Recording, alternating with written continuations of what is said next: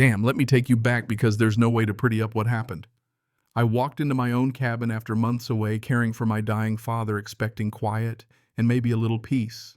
Instead, I found a family I'd never met eating dinner at my table, the one I built every notch and scar familiar to my hands.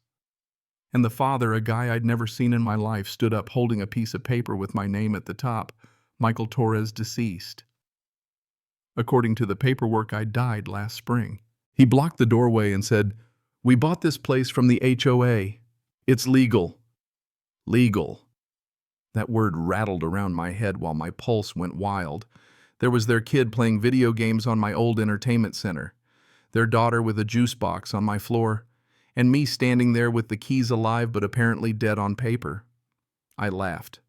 What else could I do? But laughing doesn't help when the police show up, and soon enough I'm the one in cuffs. They call it trespassing. 6 hours locked up sitting on a concrete bench that stank of disinfectant and old sweat, watching neighbors slow their cars to gawk through the glass.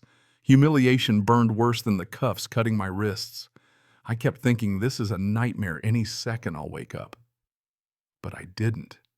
And every time I tried to explain 8 months in Denver Dad's hospice, my HOA payments, my life, the cop just shook his head like he'd heard it all before. I can't describe what it feels like to see your whole world, your furniture, your books, the rocking chair you built for grandkids you never had all boxed up in the garage, labeled previous owner's items. It's grief on top of grief, losing the only place that ever felt like home and knowing someone else is sleeping in your bed. Every corner, every hand-carved shelf. It's still mine, but someone else is living my life. And then Sandra Williams showed up. HOA president, 60, going on indestructible, the kind of person who knows everybody's business and likes it that way. She walked into the police station, flipped open a folder, and told the cops, "This is Michael Torres. There's been a terrible mistake."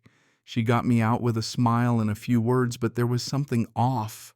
A little too much confidence, a little too much authority. She told me to stay at her place while things got sorted. "It's safer," she said, "and you're not the only one this has happened to." Sandra's guest room was nice enough. Fresh sheets, a basket of toiletries, lavender on the pillow. But her kindness came with questions. Always questions. She wanted every detail. Soon her dining table was covered with my mail, my bills, my HOA statements, all with odd marks, canceled auto pays, red stamps bleeding through.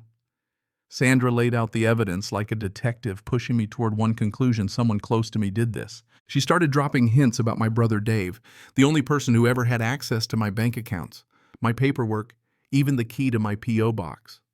Dave, the successful one, the contractor, the guy who co-signed my loan when I bought the cabin. And the more Sandra nudged, the more I started to believe it. Grief will twist you up, make you see enemies in your own blood. So I confronted Dave, shouted at him in his office parking lot, grabbed him by the shoulders, accused him of betrayal in front of everyone. There was a fight. Not a good one, just ugly, rolling on the ground until someone pulled us apart. Dave's face was all hurt and confusion. He kept saying, "Mike, you sound crazy. I'd never do that." But I wouldn't listen. Sandra had evidence after all. Video footage, bank records, fingerprints. All of it too convenient, too perfect. But I believed her. I wanted someone to blame, and she gave me a target. Word got around fast. Dave's business took a hit. His marriage started to crack. Clients canceled contracts, neighbors whispered. I told myself it was karma, but really it was just destruction, and I was holding the hammer. And then just when it felt like everything was ruined for good, Jenny Johnson showed up, the young mom who'd been living in my cabin. She was scared, looking over her shoulder, holding her phone like a lifeline. She had videoed Sandra day after day, collecting my mail, shredding documents in my kitchen, planting listening devices, moving around my property like she owned it. Turned out she'd been targeting people like me, isolated, grieving, vulnerable. Her daughter was the postmaster, which meant Sandra had keys to every mailbox in town. She intercepted my mail, made sure I never saw the warnings, then faked the paperwork to make me legally dead. That wasn't even the worst of it. Jenny found a notebook and Sandra's car profiles on residents' lists of family members' financial info vulnerabilities. Sandra didn't just take property, she isolated people, cut off their communication, made herself their only friend, then erased them. Some were elderly, some just alone. My name was there along with a note about Dave Phase 4 asset protection. When I realized how much danger my brother was in, all the anger I'd aimed at him snapped back onto me. I broke into Sandra's office, found a wall covered with photos and red string. Every victim mapped out, their faked deaths, their property sold. There were files about staged accidents, insurance fraud, even plans to set up workplace mishaps for people who got too close to the truth. Everything after that moved fast. I gathered evidence, called the press, set up a public meeting at the community center. Neighbors, journalists, everyone showed up hungry for answers, desperate for someone to blame. Sandra stood at the podium, cool as ever, painted me as a lunatic, waved her own stack of forged documents, called me paranoid, accused me of attacking my own brother. But I had the truth. I showed the victim chart, played the audio of Sandra, bragging about isolating residents and erasing them. Her daughter cracked first, confessed to giving her mother master keys. Then others started talking. Law enforcement moved in badges and evidence bags everywhere. Sandra tried to run, tripped over a folding chair, ended up in cuffs on the floor while everyone filmed. Her last words to me, "You don't know how deep this goes," were meant to scare me, but all I felt was relief. Sandra got 5 years in federal prison, $500,000 in restitution. Every asset seized, every lie exposed. In court, she tried to explain it all away. "I needed money for my grandson's medical bills," she said, as if that justified ruining 47 lives. The judge didn't buy it. And justice? It came sure. But there was no celebration, no closure. My brother's business never really recovered. His marriage limped along. We met for coffee, tried to talk, but the old trust was gone.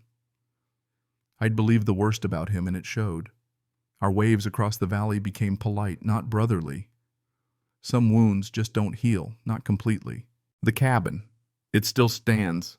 The Johnsons moved out, left a box of their boys' drawings for me to find. Sometimes I sit there at sunset, looking at the bookshelf I built, wondering if I'll ever feel at home again.